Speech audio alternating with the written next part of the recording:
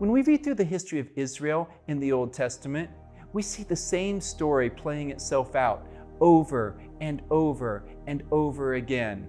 The people of Israel turned their hearts away from the Lord, and they turned to other gods to seek and worship them. And usually as they do that, they still continue to go through the motions of serving and worshiping the God of Israel.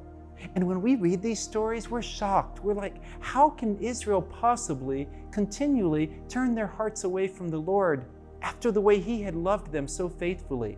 How could they put their trust in idols after everything they had seen God do for them?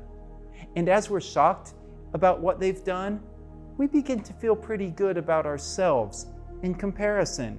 We think, there's no way if I had lived then, no way that I would have ever worshiped or served another god. I mean, it's stupid. I would never be foolish enough to think that an idol made by the hands of men could ever bring me life. But before we start to think that God must be pretty pleased with us for our commitment to Him, we need to consider the reality that our modern world is filled with man-made idols that compete for our hearts and our attention every day. Oh no, we don't bow before an image of Baal, but is it really any different when we give our heart and our soul to the pursuit of wealth and education and status and pleasure?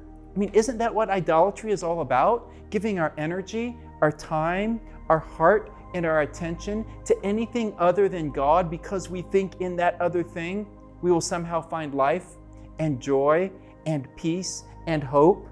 Well, in today's reading from Psalms 114 to 116, the psalmist calls the people of God to open our eyes and to put our trust not in the gods of this world, but in God alone. In Psalm 114, the Lord gives us a brief reminder of the mind-boggling reality that as His people, the Lord has loved us and saved us and brought us to Himself to make us His dwelling place. And since we recognize that all of that is because of His heart, accomplished by His power, and because of His presence, Psalm 115 says we should give all glory to Him. Not to us, O Lord, not to us, but to Your name be all the glory because of Your steadfast love and Your faithfulness. And then he goes on to describe the lifelessness and the powerlessness of the gods of this world. He says they're the work of man's hands. They didn't create the world created them.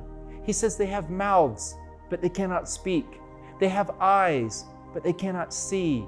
They have ears, but they cannot hear. They have hands, but they can't hold or feel anything. They have feet, but they cannot walk. And he summarizes in verse 8 by saying that those who put their trust in them will become just like them, powerless and without any real life at all.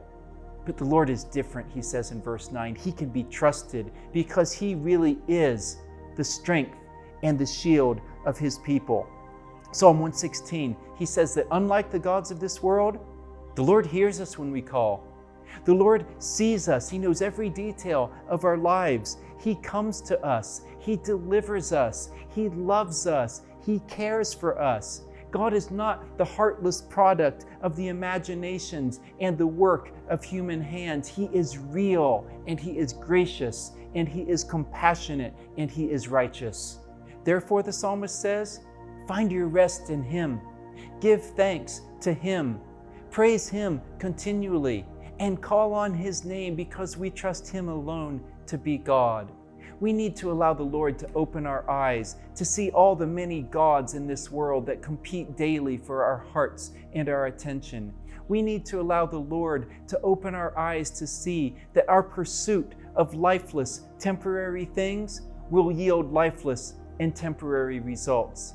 We need to allow the Lord to open our eyes to see Him for who He really is, and to open our hearts to put our trust in Him, to find our rest in Him, and to place our hope in Him alone.